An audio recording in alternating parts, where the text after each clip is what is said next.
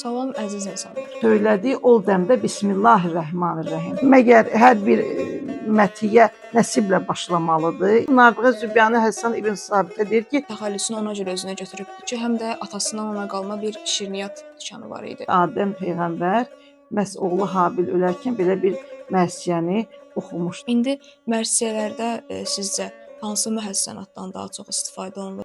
Babəkin zərdüştü olması, yaxud ümumiyyətcə qeyri-İslam olması filan bu cür fikirlər. Sən bu betdə cəfənatla cufnun sözü ilə əvəz eləsəydin, bu daha çox qazan mənasını ifadə edə bilərdi. Mən qayıtdım ona dedim ki, sənə nə var innəhum deyənnəhum, sən əlfivi qoy. Bəzən bir padşahın acığı tutanda o biri saraya sığınırdı. Göstərən dövrani saətdə fələk bir inqilab həm özü fani olur, həm ləşkəri, həm kişvəri. Sübh vaxtı çox adam qonaq gəlməz. Əgər günəş qadın cinsindədirsə, bu ona eyib deyil. Məvari onlara deyirdilər, tərcümə işlərində, əl yazmalarda, divanlarımızda o boşluqları mütləq bu ərəb dilini öyrənməklə doldurmalı. Məsələn, o əsirlikdə həbsxanada yazdığı şeirləri mən müqayisə etmişəm Xaqani Şirvaninin Həbsiyyə şeiriyyəsi ilə. Musa Şəhvatın özünün kəskin həcvləri var idi. Amin İctimai Birliyi haqqında təəssüratlarınız? Bir İsa peyğəmbər o ölülərə nəfəs verdiyi kimi bir nəfəs hesab edirəm.